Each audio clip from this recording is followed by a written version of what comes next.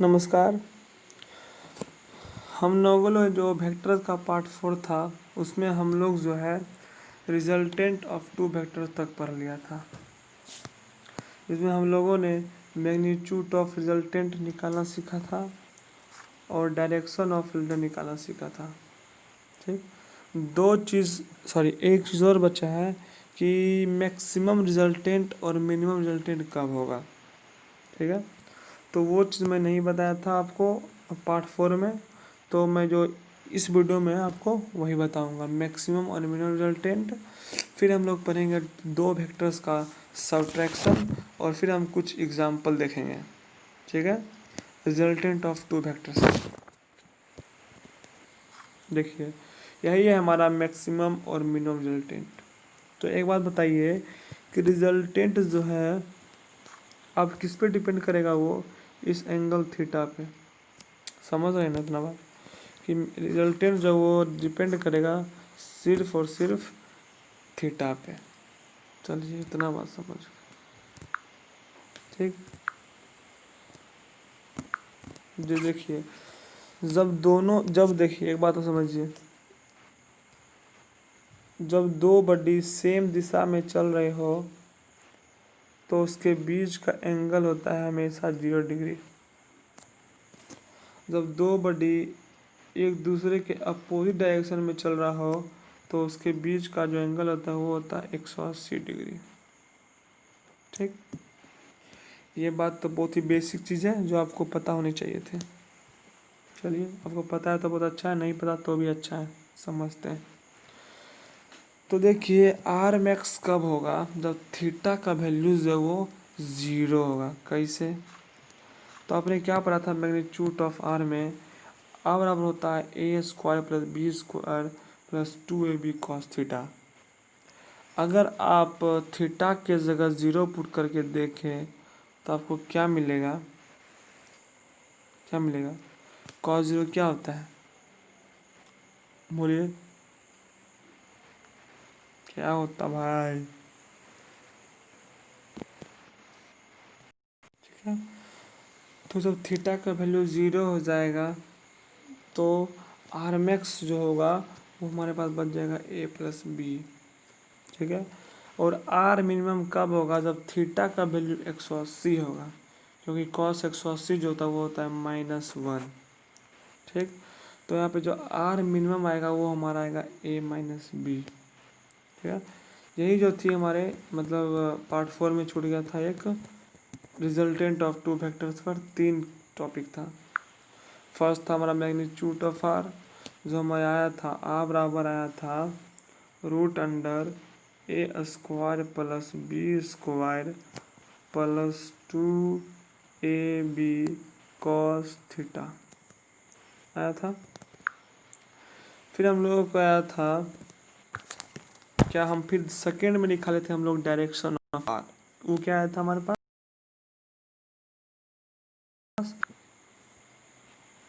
Alpha बराबर आया था 10 inverse b sine theta by a plus b cos theta आया था। और मैंने आपको बताया था दो एंगल था, एक अल्फा और एक बीटा। ठीक है, तो मैंने क्या बताया था कि आप बीटा को लाने के लिए क्या कीजिएगा, जहाँ जहाँ पर बी है वहाँ पर ए कर देंगे, जहाँ पर ए है वहाँ पर बी पुट कर देंगे। ठीक है, तो जब हम बीटा निकालेंगे वो आएगा 10 inverse a sine theta by b plus a cos theta. ठीक, ये दो डायरेक्शन हमारे पास आया था। जो थर्ड था है वो हमारा था मैक्सिमम और मिनिमम रिजल्टेंट।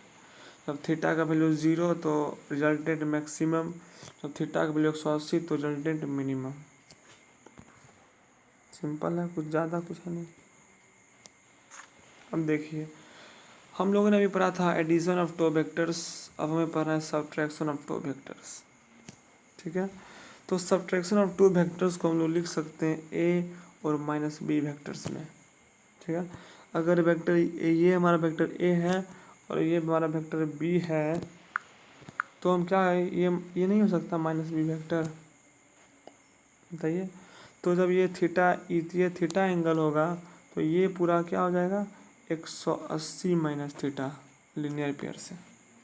इतना आपको पता होना चाहिए। तो इस पिक्चर को आप अच्छे से समझ लीजिए। जब ये थीटा होगा तो ये 180 में थीटा होगा। चलिए समझ गए। जब हम इसको पैरेलल शिफ्टिंग कर देंगे इस प्रकार से, इसका इस प्रकार से, तो ये हमारा हो जाएगा डायगोनल है, ये हमारा होगा रिजल्टेंट। और रिजल्टेंट क्या होता था हमारा एडिशन में A square plus B square plus 2ab cos theta होता था। बस हमें क्या करना है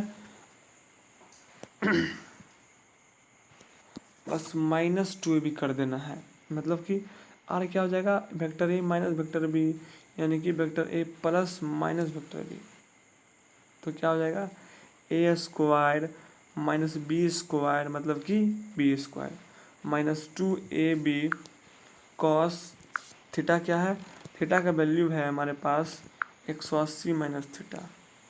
ठीक, तो होगा cos 180 minus theta. Cos 180 minus theta होता है कॉस पाई माइनस थीटा होता है कॉस थीटा। ठीक है, तो यहाँ से हमारा रिजल्टेंट क्या आ जाएगा root under A square plus B square minus 2ab cos theta. ठीक है, बहुत ही सिंपल था। जब हमारे पास एडिशन आया था उसमें क्या था आर बराबर root under A square plus B square plus 2ab cos theta.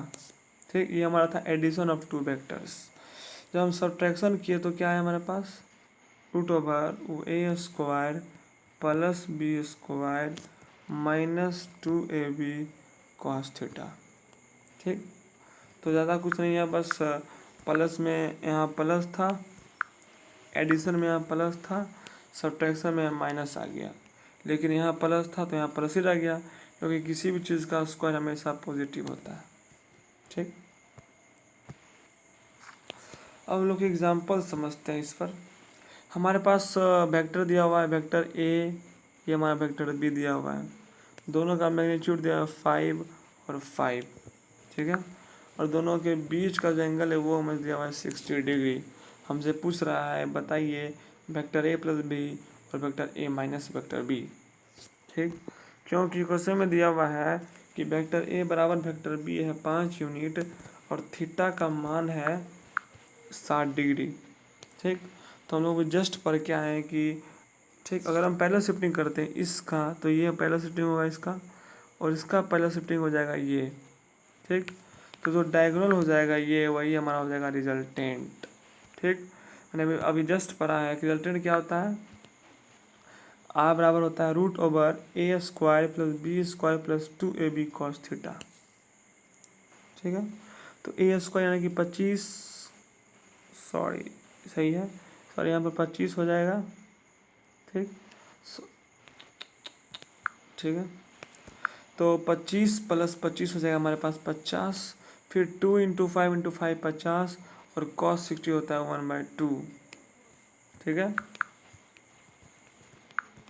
तो जब हम यहाँ से इसको मल्ट कर देंगे तो क्या आएगा 25, यानी कि रूट ओवर 75 आ जाएगा, मतलब कि 5/3 यूनिट। ये हमारा आ जाएगा वेक्टर ए प्लस वेक्टर बी। सेकेंड में क्या हमसे पूछ रहा है बताइए वेक्टर ए माइनस वेक्टर बी पूछ रहा है, तो क्या कर लेंगे हम कुछ नहीं करना है A square plus B square minus 2ab cos तक कर देना। तो जब ऐसा कीजिएगा तो आपको आ जाएगा वेक्टर ए माइनस बी जो आएगा वो आएगा रूट ओवर 25 स्क्वायर रूट 25 यानी कि 5 यूनिट। ठीक है, तो बहुत आसान था ये एग्जांपल्स भी रिजल्टेंट ऑफ टू वेक्टर्स पर। और आज हम लोगों ने सुबह से, ठीक है, सुबह से जो हमने पढ़ा था पार्ट 4 में वो पढ़ा था सेम ऑर्डर के बारे में। जब कोई दो वेक्टर्स का हेड और टेल मिला रहे तो सेम ऑर्डर में बोलेंगे, जब दोनों का हेड या दोनों का टेल आपस में कांटेक्ट में रहे तो अपोजिट ऑर्डर में हो जाएगा। फिर हमने पढ़ा था रूल पढ़ा था वेक्टर एडिशन का, ट्रायंगल रूल पढ़ा था, पैरेललोग्राम रूल पढ़ा था, मैं उसको बता नहीं रहा हूँ बस रिवाइज कर दे रहा हूँ। ठीक है, फिर पॉलीगॉन रूल पढ़ा, फिर मैंने पढ़ा था बहुत ही इंपॉर्टेंट टॉपिक तो एग्ज़ाम में पूछे जाते हैं 5 मार्क्स में, रिजल्टेंट ऑफ टू वेक्टर्स। ठीक, फिर मैंने एक एग्जाम्पल देखा इस पर, तो बहुत ही आसान था। ठीक है, तो मैं इसलिए पढ़ा दिया ये चीज़ अभी, मिनिमम और मैक्सिमम रिजल्टेंट और ये एक एग्जाम्पल, क्योंकि ये पार्ट 4 में जो था वो छूट गया था। तो उसको पूरा करने के लिए हमने फिर से आप एक 10-12 मिनट का वीडियो बनाया, ताकि पार्ट 4 का वीडियो जो है वो पूरा हो सके। ठीक है, तो बस इतना ही है हमारे लिए इसमें। तो जो नेक्स्ट वीडियो हमारा होगा अगला, उसमें हम लोग पढ़ेंगे रिजोल्यूशन ऑफ वेक्टर्स, वेक्टर्स को कैसे तोड़ा जाता है कॉस थीटा में, साइन थीटा में, उसमें हम लोग बहुत चीज़ पढ़ेंगे। Rectangular component of vector. ठीक है, उसके बाद हम कुछ क्वेश्चंस बनाएंगे रिजल्टेंट पर। फिर हम लोग पढ़ेंगे last topic multiplication of two vectors. ठीक है, तो इतना ही है। Take care, good bye.